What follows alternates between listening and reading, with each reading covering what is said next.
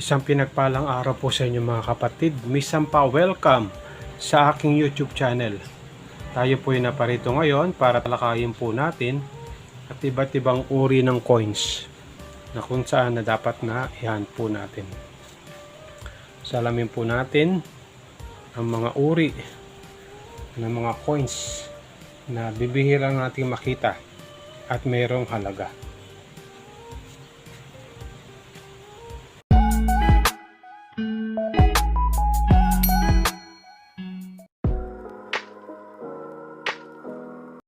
Muli po, welcome po mga kapatid. Bago po ako mag-start, binabati ko po yung mga kapatid po natin na patuloy na sumusubaybay sa aking YouTube channel. Sa mga silent viewers po natin, sa mga subscribers, sa mga OFWs, sa mga senior citizens, at sa mga kapatid po natin na patuloy na walang sawang sumusubaybay sa aking YouTube channel. So, bago po ako mag-start, ayan, meron po akong collection na baso o mug na kung saan meron po tayong United States of America. Ayan, ito po ay $100, no? So, kumbaga sa peso po natin ay nasa 5,000. Ito po ay mug, $100. Di bali dalawang klase po siya, no? Ito po yung medyo malaki yung mukha ng nakalagay dito sa mug na to. Ayan. So ito po ay collection na dapat na i-collect po natin ng mga collector. Maganda po siya, no? Ano bang pangalan niya? Secretary of Treasury. So yan, no? Mapakagandang collection. Ayan, ito po yung kanyang serial number. Ito po yung sa United States of America seal, $100. So, magandang collection na dapat na meron po tayo, no? At tingin ko darating ang panahon, ito po yung magkakaroon po ng presyo. So, dumako po tayo sa coins na atin tatalakayin, no? So, ito po yung mga iba't ibang error coins na bibihira natin makita. Yan, ito po. Medyo hindi na po masyadong malinaw yung kanyang pagka-print. Ayan, mahirap na pong hanapin yan, no? So, may nagbebenta po ng ganito, nasa 100 pataas. Depende po sa kondisyon, no? Tatlong klase na error coins. Ito naman pong isa ay medyo, yun din, malabo rin yung pagka-print niya. At yung sa likod niya, yan, medyo hindi mo rin laman kung anong klaseng error to. Ito na mukhang nagasgas po ito. Pero yung dito po sa kanyang mga card wheel, hindi mo na malaman, no? Nagkagulugol na po yung kanyang pagka-print dito sa likod, no? Ayan, hindi mo na po mabasa, no? Error coins. Ito naman po yung double die dito po sa 2007. Ayan, ito po, no, dodoble po yung kanyang pagka outer circle niya po, no, double die. Minimal error lang po ito, no, sa mga baguhan po natin. Ayan, double die error sa 2007. Itong year 2007 ay common coins na lang sapagkat marami po ang ginawa nito dito po sa mga pisong ito, no? Dito naman po sa mga kapatid po natin, marami akong nakikitang mga kapatid po natin sa Facebook nagpo-post ng ganito. Ito ba ay legit error? Ayan, kung makikita nyo po, no, yung kanyang year 2002 ay nabaliktad, no? At yung kanyang 1993 ay dito. Ayan, no?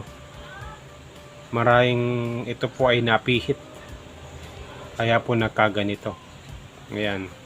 Meron po akong nakita minsan sa aking nabibiling coins. Meron pong ganito. Ito po 10 piso din, no?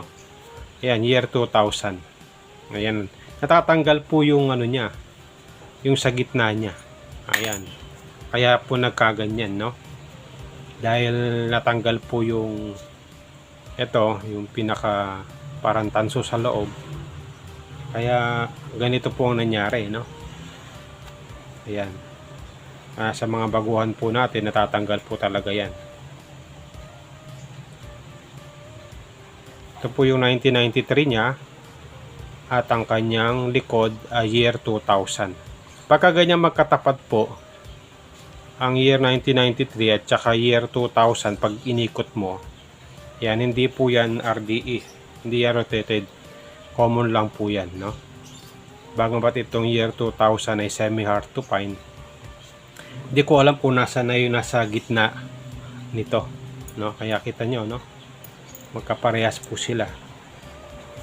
Ayan, natanggal po yung kanyang yung sa gitna. Ayan, dapat ganito siya year 2000. Ayan, ganyan po, no, natanggal. Tapos yung likod niya, nandito po yung 1993. Ayan, ganyan. Dahil ito po ay napihit, ayan, ito na yung year 2002. Ayan, tapos yung 93 niya andito. So sa akin po, maaring ito po ay na damage o sinadya na pihitin para ikabit, para maging rotated die error. Hindi po to rotated die error, damage po ito, no, sa mga kapatid po natin baguhan.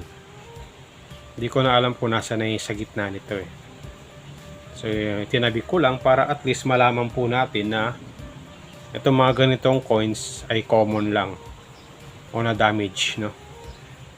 Kaya hindi po nabibili yung ganito.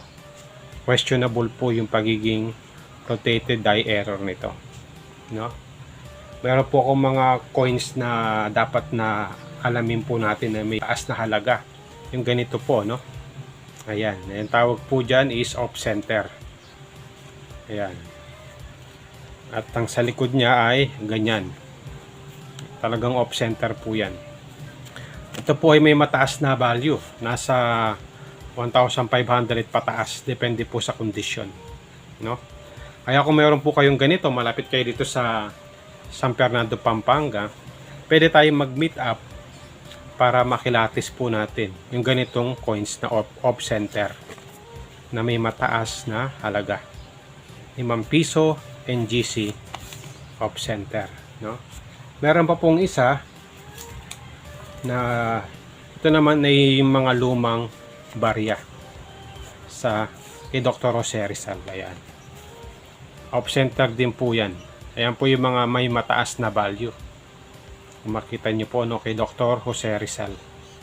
Ayan, off center din po. Ayan po yung mga binibili ng mga collector po natin. Nasa 1,500 pataas. Ayan po, no, off center. At meron pa pong isang controversial coins na kung saan hindi pa po ako nakakita ng ganitong coins, no? Ito po ba ay legit or hindi ko po alam kung may ginawang ganito yung Bangko Sentral. Kasi may bumibili pong collector na ganito no? Sa 10 piso, no? Ito po yung unang ginawa noong 2014. Kaso lang hindi po pumasa ata sa BSP, kaya hindi po hinayaan lumabas. Pero sabi nila meron nagawang ganito at nailabas. Kaya ito po yung may mataas na value sa mga collector. Kung meron po, no? Meron nga nagbablog nito, nasa 5,000 daw po ang pataas ang presyo nito. Kung meron po, no? So meron pa pong isa na controversial din. Ito po yung Babalu. 5 peso Babalu. Ayan. Ito rin po ay may mataas na value sa mga collector po natin. 2014 Babalu. Meron po akong vlog na ito na kung saan sa BSP 5 pesos. Medyo maano po yung baba niya, no? Kaya ito po ay may mataas na value sa mga collector po natin. 2014 5 piso Babalo error coins. Ganun din po, nasa 5,000 pataas kung meron po kayo ng ganito. So yan po yung mga coins na may mataas na halaga na dapat natin tangkilikin, no? So maraming salamat po sa inyong pagsubaybay sa aking YouTube channel. Ayan. So another collection po na meron po tayo. So ang dalangin ko, ingatan po tayo ng ating Panginoon. Maraming salamat sa inyong walang sawang pagsubaybay sa aking YouTube channel. Kung meron po tayo natutunan, please like and subscribe sa aking YouTube channel. Ang dalangin ko, ingatan, pagpalain po tayo ng ating Panginoon.